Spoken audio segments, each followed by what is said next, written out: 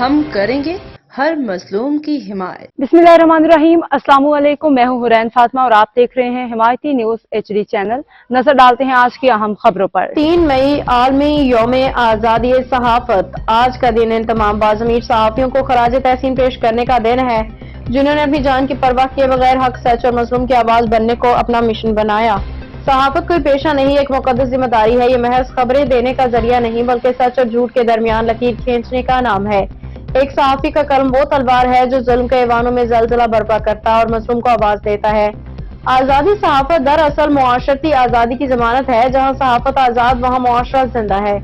ہم یہ عہد کریں کہ ہم سچ لکھنے، بولنے، پھیلانے سے نہیں ہچکچائیں گے۔ ہم مظلوم کے ساتھ اور ظالم کے خلاف کھڑے ہوں گے۔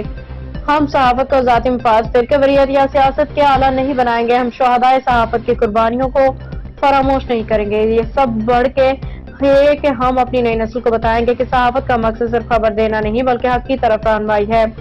ان صحافیوں کو سلام جنہوں نے ظالم کے خلاف آواز اٹھائی، جیلیں کاٹی، جانیں قربان کی مگر اپنے ضمیر کا سودا نہ کیا۔ ان شہداء کو بھی سلام جنہوں نے سچ کی راہ میں اپنی جانیں قربان کر دی ہیں۔ اب تک کے لیے اتنا ہی۔ مزید خبروں اور اپڈیٹس کے لیے دیکھتے رہیں حمایتی نیوز HD چینل۔